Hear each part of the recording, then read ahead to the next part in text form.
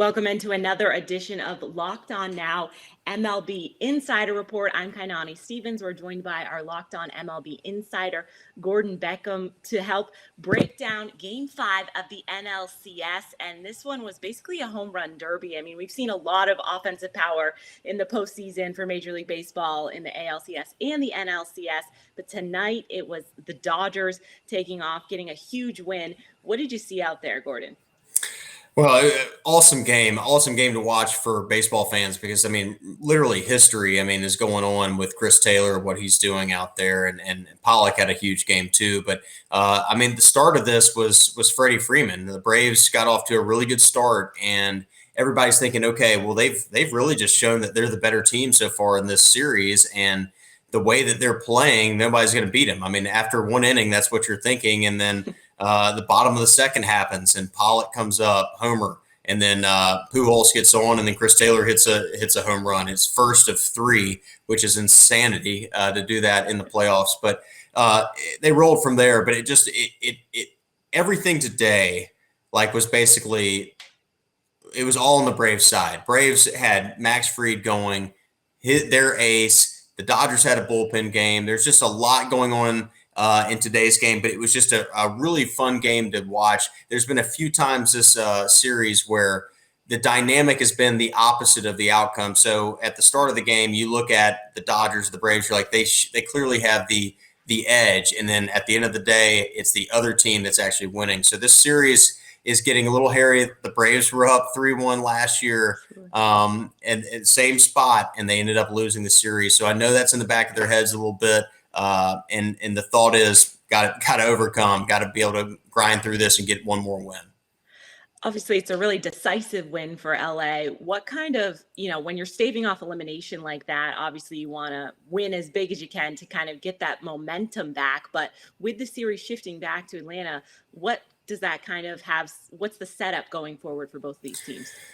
Well, I think for me, it's like watching the Dodgers offense tonight. I mean, yeah, the two guys, Pollock and Taylor, had huge days, right? I mean, they had 10 RBIs between the two of them. But at the end of the day, their whole offense went crazy. I mean, they had 17 hits. So they're starting to get hot now. And if I'm the Braves, I'm a little worried because Dodgers team that's getting hot, that's a nervous breakdown happening for Braves fans everywhere. And I live in Atlanta, so I know. But at the end of the day, I think that both teams moving forward, the Dodgers and the Braves kind of have the rotation set. You're probably going to see Scherzer and Ian Anderson for the Braves on Saturday. And then Sunday, if it gets there, it's going to be Morton versus Buehler. And so the matchups are set up. I mean, they're set up to be just really, really good games down the stretch.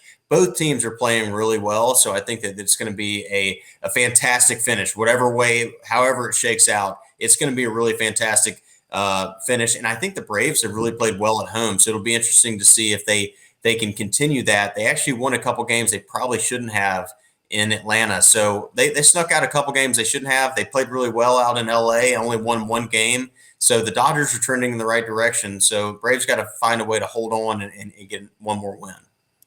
I know none of this is super predictable at this point because you said we think they're going to be pitchers duels and then we get, games like this. But obviously detailing some of the pitchers that we have coming up in this series, is this something where we might see, in these games where they're pulling out all the stops because, there's only one, potentially two games left in this and we can kind of see everything in terms of pitching?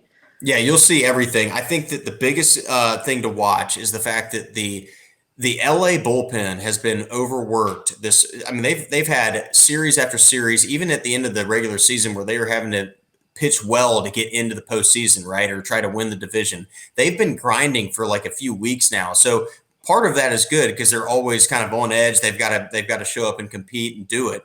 But the other part is they're gassed. I think that their bullpen's gassed. So I think that looking at these next two games, if Scherzer and Buehler can't go deep in the game for them, it's going to show up. It might not show up until like the eighth or ninth inning in the game 7, but they've just spent so much time on the mound.